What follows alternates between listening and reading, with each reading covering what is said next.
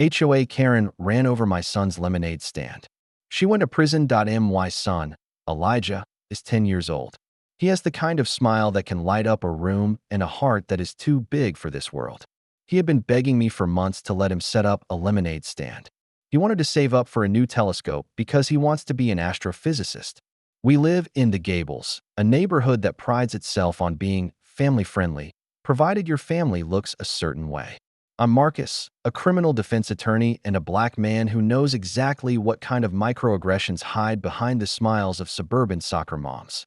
I was hesitant, but Elijah was so excited. I built him a sturdy stand out of cedar wood. We painted it yellow. We got the permits from the city. Yes, I'm a lawyer. I got the permits. We set up on a Saturday morning at the end of our driveway. It was hot, and business was good. The neighbors were stopping by, chatting, buying 50-cent cups of lemonade. It was perfect, until he showed up. Braden. He was the 12-year-old son of our HOA president, Meredith. Meredith was a woman who treated the neighborhood like her personal queendom and regarded us as the unwanted subjects.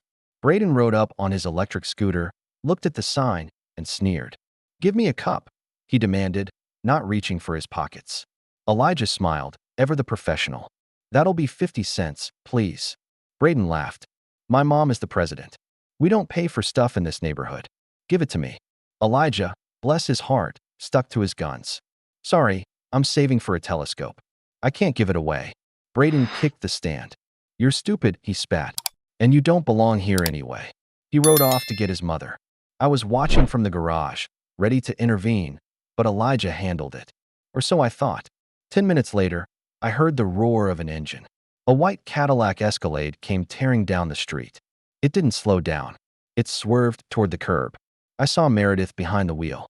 Her face was a mask of pure, unadulterated rage. She didn't just want to scare him. She wanted to destroy. Elijah was sitting behind the stand, pouring a cup for a nice lady named Mrs. Higgins. He didn't see the car coming. I screamed, "Elijah, move." I sprinted from the garage. The Escalade jumped the curb. The sound of which shattering was like a gunshot. Crunch. The heavy SUV plowed through the cedar stand as if it were matchsticks. Pitchers shattered. Lemons flew. And Elijah, my baby boy, was thrown backward onto the grass by the impact of the bumper hitting the table. He rolled, clutching his leg, screaming. The car stopped with its front wheels crushing the remains of the stand, inches from where his head had been. I reached him a second later. I checked him over. He was conscious, but his leg was twisted, and he was bleeding from cuts on his face. I scooped him up, my heart hammering against my ribs like a war drum. Then, the driver's door opened. Meredith stepped out.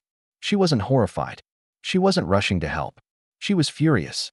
"Look what you did," she shrieked, pointing at her bumper. "You scratched my car. I told you people not to put trash on the curb." I looked up at her, holding my crying son. The rage that filled me was cold and absolute. "You hit my son," I said, my voice deadly quiet.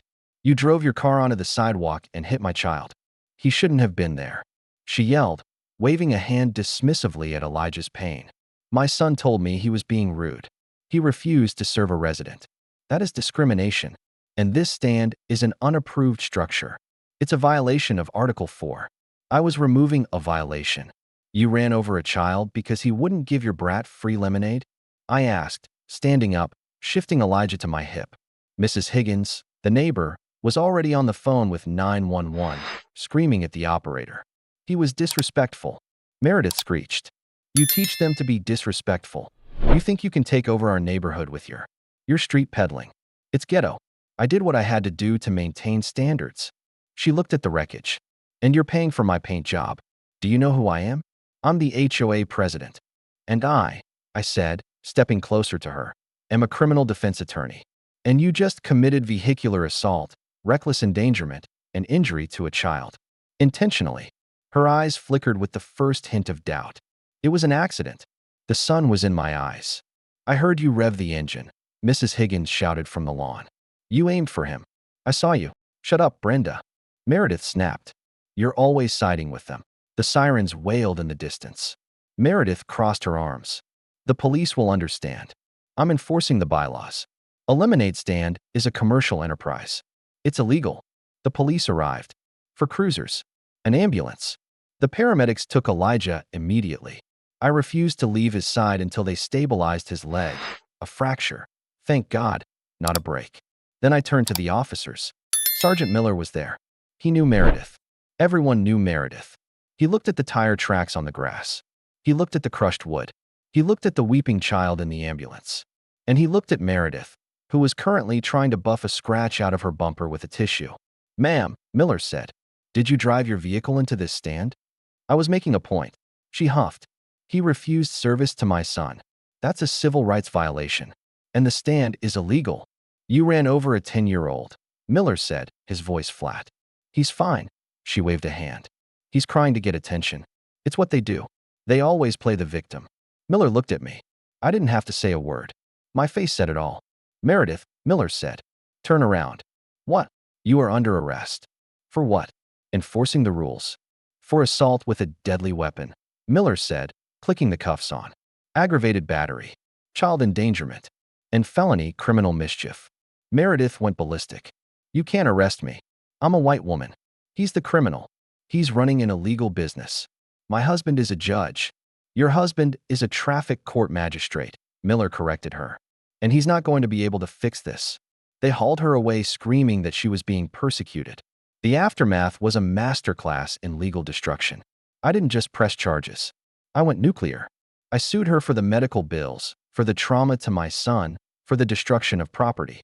I sued the HOA for negligence in allowing a hostile environment to fester. I sued her husband for negligent entrustment of the vehicle since he knew she had a history of road rage. The criminal trial was short.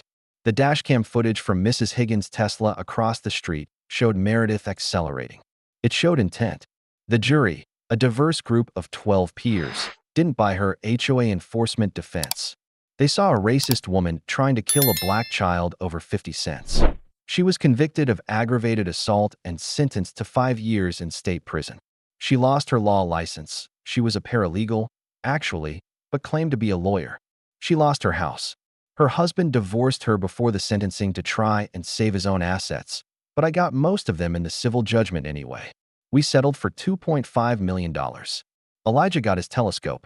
In fact, he got a telescope that NASA would be jealous of. We moved out of the Gables to a nice property with 10 acres where he can build whatever he wants. But before we left, I made one last stop. I went to the spot where the stand used to be. The HOA had replaced the sod, trying to erase the memory. I put up a small plaque. "Here stands the memory of bravery against bigotry." The new HOA board tried to fine me for it. I sent them a copy of the judgment against Meredith and a note that said, "Try me." The sign is still there. And Elijah? He's doing great. He's the star of his science club. But he doesn't sell lemonade anymore. He says the price is too high. Meredith thought she could crush my son's dreams with her SUV. But all she crushed was her own life. That I have a question for you guys. Does 5 years in prison seem like enough time for intentionally driving a car into a child?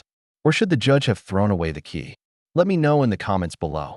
I read every single one. If you're glad this monster got exactly what she deserved, smash that like button and subscribe to the channel.